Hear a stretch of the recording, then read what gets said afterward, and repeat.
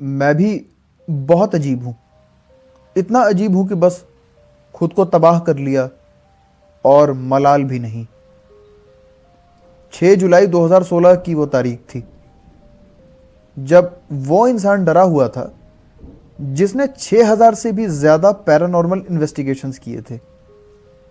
जिस इंसान ने भूत, आत्मा और अंधेरी ताकतों का पूरी जिंदगी सामना किया था, पर आज उसी इंसान को पहली बार चैन नहीं मिल रहा था।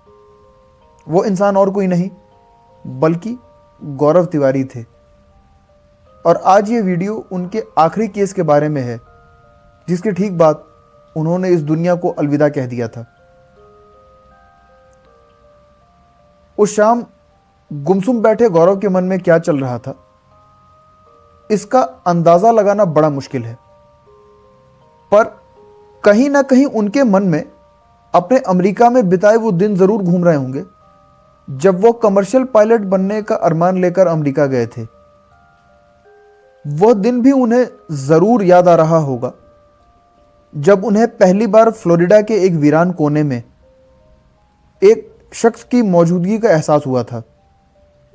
वो शख्स जिसके कदमों की आवाज थी, जिसके आसपास होने का भी एहसास था और जिसकी परछाई भी थी, पर वो शख्स नहीं था। और फिर वहां से शुरू हुई एक ऐसी कहानी जो आज इस उलझन भरे मोड़ पर खड़ी थी। साल 2009 में गौरव ने इंडियन पैरानॉर्मल सोसाइटी की स्थापना की। यह सोसाइटी उन केसेस को सुलझाती थी जो इस समाज की समझ से परे थे, जहां इंसान और विज्ञान के तर्क खत्म हो जाते और जहां से शुरू होती थी पैरानॉर्मल दुनिया की हद। जुलाई की उस शाम गौरव को एक कॉल आती है। वो कॉल दरअसल दिल्ली के जनकपुरी इलाके से आई थी। कॉल करने वाला पहले तो अपना परिचय देता है और अपना परिचय देने के बाद वो सीधा मुद्दे पे आ जाता है। वो कहता है, सर मेरे घर में एक बच्ची है। कभी कभी उसकी हरकतें इंसानों जैसी नहीं बल्कि हैवानों जैसी हो जाती हैं। कभी तो वो चीखती है, गुर्राती है और कभी कभार तो वो खुद को नुकसान भी पहुंचाने की कोशिश करती है। ये सारा सूरत हाल देखने के बाद इस बात का फैसला होता है कि इस केस को हैंडल करने के लिए गौरव नहीं बल्कि उनकी टीम जाएगी। ऐसा इसलिए था क्योंकि उन दिनों गौरव की तबीयत ठीक नहीं रहा करती थी। काफी समय से वे डिप्रेशन में थे और बेचैन रहते थे। इसीलिए तय हुआ कि टीम जाएगी, गौरव नहीं। फिर एकाएक कुछ देर सोचने के बाद गौरव अपनी टीम से बोले, नहीं, इस केस में मैं भी खुद चलूंगा। इसके बाद प्रस्थान की तैयारियां होने लगी। उनकी टीम ने जो भी ज़रूरी इक्विपमेंट्स हैं उनको गाड़ी में रखना शुरू किया और जब तैयारी पूरी हुई तो गौरव गाड़ी में दाखिल हुए और आगे की सीट पर बैठ गए और बाकी टीम पीछे की सीट पर बैठ गई।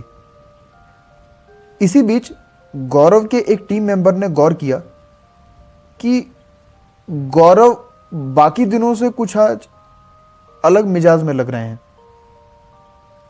उसने बिना वक्त गंवाए पूछा, सर आप ठीक तो हैं ना?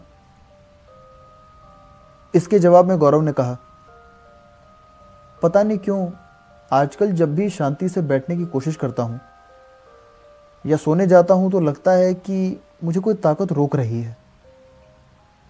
ऐसा लगता है मानो जैसे कोई मेरे हार मानने का इंतजार कर रहा हो। गौरव के ये कहते ही गाड़ी में एक अजीब सा सन्नाटा पसर गया। सबका मनोबल एकाएक धाराशायी हो गया, क्योंकि जब लीडर का मनोबल टूटता है तो उसकी टीम का भी हौसला साथ ही डगमगाता है। खैर, कुछ देर चलने के बाद गाड़ी जनकपुरी के एक हाउसिंग सोसाइटी में दाखिल हुई। गाड़ी से उतरते ही गौरव एक टक उस फ्लैट को देखने लगे। अभी वो देख ही रहे थे तभी एकाएक एक लड़की की दिल दहला देने वाली चीख सुनाई दी। इतनी तेज कि लोग अपनी खिड़कियों से बाहर निकलकर झांकने लगे। लेकिन इस बीच जहां सबका ध्यान खिड़की पर था, गौरव सबसे अलग बिल्डिंग के भीतर दाखिल होने के इरादे से चलने लगते हैं। अंदर दाखिल होकर वे एक लिफ्ट में सवार होते हैं और लिफ्ट जैसे जैसे ऊपर जा रही थी, चीखें और तेज हो रही थी। पर गौरव का तरीका सबसे अलग था। वो कभी भी सीधे भूत प्रेत की बातें नहीं करते थे। पहले वो मेंटल इलनेस को चेक करते थे। उस दिन भी इसी इरादे से गौरव फ्लैट में दाखिल हुए। दाखिल होते ही गौरव की नजरें उस लड़की से मिली, पर इससे पहले कि गौरव कुछ बोल पाते, अचानक गौरव को देखते ही वो लड़की चुप हो गई। और ना सिर्फ वो चुप हुई, बल्कि वो मुस्कुराने भी लगी। पर उसकी जो मुस्कान थी उसमें कोई मासूमियत नहीं थी, बल्कि सिहरन पैदा करने वाली एक रहस्यमयी चमक थी। यह सब कुछ देखकर ना सिर्फ गौरव और उनकी टीम, बल्कि उस लड़की के पिता भी एक बार को हैरान हो गए, क्योंकि बकौल उसके पिता ये लड़की पिछले कई हफ्तों से तमाम कोशिशों के बावजूद शांत होने का नाम नहीं ले रही थी। पर एक का एक गौरव को देखते ही पता नहीं ऐसा क्या हुआ कि वो शांत हो गई। खैर, ये सब कुछ देखकर उस लड़की के पिता की आंखों में एक बार को उम्मीद की एक चमक सी जाग उठी। उन्हें लगा कि शायद गौरव कोई ऐसा करिश्मा कर पाए जिससे उनकी लड़की पहले की तरह स्वस्थ और तंदुरुस्त हो जाए।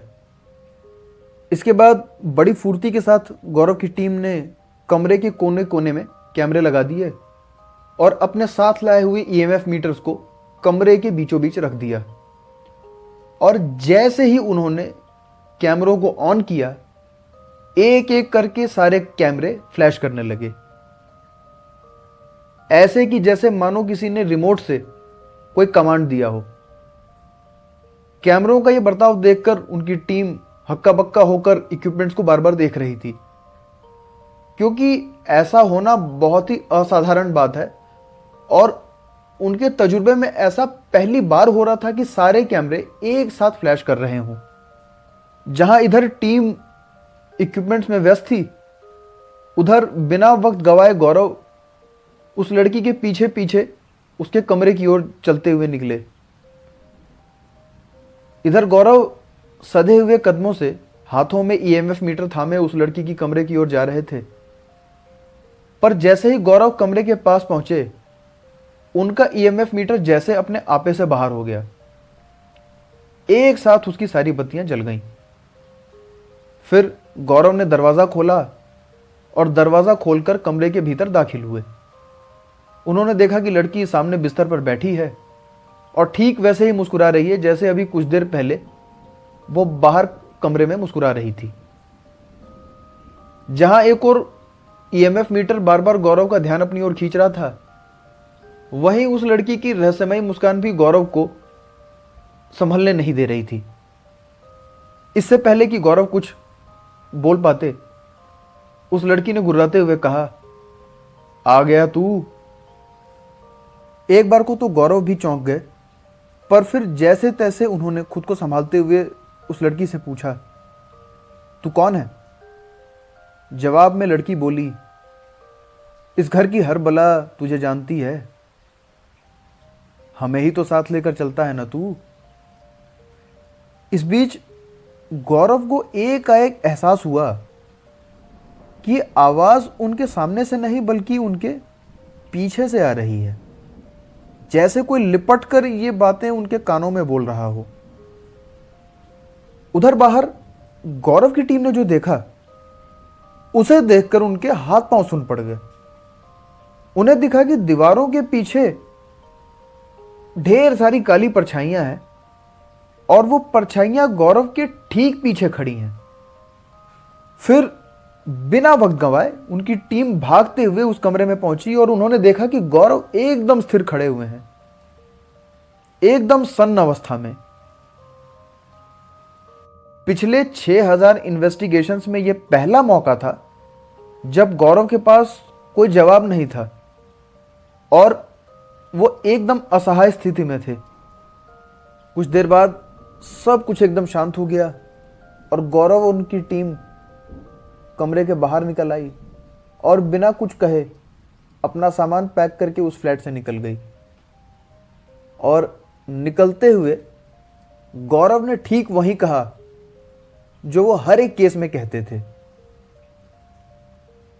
गौरव बोले, जो भी है मेरे साथ चलो,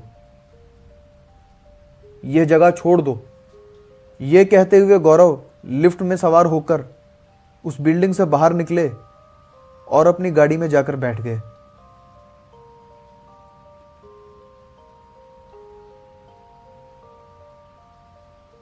यहां से निकलकर तकरीबन 1:30 बजे के आसपास गौरव अपने घर पहुंचे।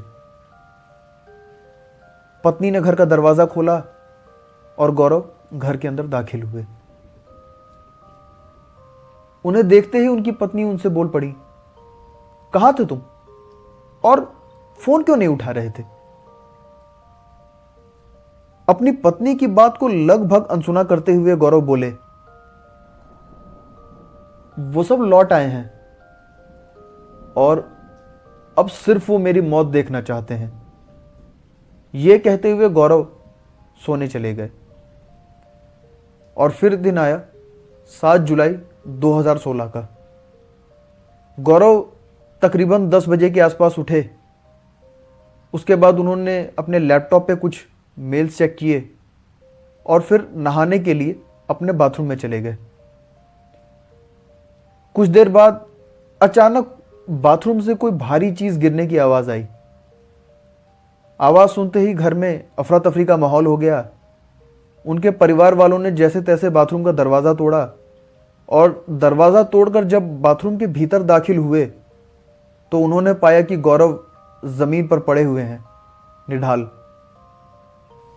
इसके बाद गौरव को अस्पताल ले जाया गया और अस्पताल में उन्हें मृत घोषित कर दिया गया। इसके बाद पुलिस मौके पे आई। पुलिस ने जांच की और पुलिस ने इसे आत्महत्या करार दिया। पर परिवार की राय पुलिस से कुछ अलग थी, तब भी थी और आज भी है। शायद उनकी मौत के साथ ही उस रात की सच्चाई भी दफन हो गई। आज भी यही सवाल है, क्या वो सिर्फ एक केस था या उससे बढ़कर जो शायद उनकी जिंदगी ले गया? सच क्या है कोई नहीं जानता। खैर, आज के लिए इजाजत दीजिए। मिलते हैं आपसे अगले सप्ताह। तब तक के लिए शब्बा खैर।